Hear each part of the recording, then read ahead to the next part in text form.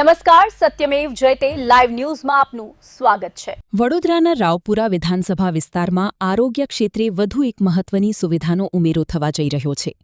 રાવપુરાના ward number 3 અને ward number 7ના junction પર રાજ્ય સરકારના આરોગ્ય વિભાગ દ્વારા નવી આયુર્વેદિક અને હોમિયોપેથિક હોસ્પિટલના નિર્માણ માટે ખાતમુહૂર્ત કરવામાં આવ્યું છે।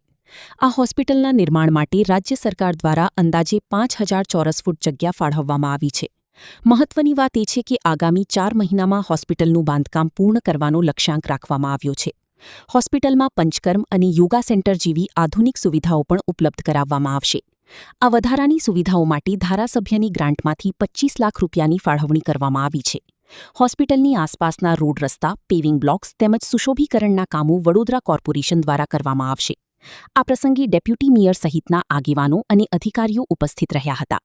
નવી હોસ્પિટલ શરૂ થયા બાદ રાવપુરા વિસ્તાર સહિત આસપાસના નાગરિકોને આયુર્વેદિક અને હોમિયોપેથિક સારવારની સુવિધા નજીકમાં જ મળી રહેશે। આજરોજ રાવપુરા વિધાનસભા વિસ્તારમાં વોર્ડ નંબર 3 અને વોર્ડ નંબર 7ના જંકશન ઉપર રાજ્ય સરકારના આરોગ્ય વિભાગ દ્વારા નવું આયુર્વેદિક અને હોમિયોપેથી હોસ્પિટલના કામકાજનું ખાતમુહૂર્તનું આજે આયોજન કરવામાં આવ્યું છે।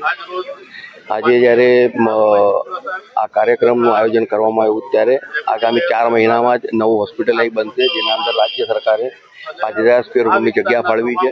તો આ વિસ્તારના બધા જ નાગરિકોને તેનો ફાયદો થાય તે માટે આગામી 4 મહિનામાં જ હોસ્પિટલ બની રહ્યું છે ત્યારે અને જે પણ કંઈક બીજી વધારાની સુવિધાઓ જોઈતી હશે તેના માટે અમારા ધારાસભ્યશ્રીના ગ્રાન્ટમાંથી પણ 25 લાખની ફાળવણી કરેલી છે।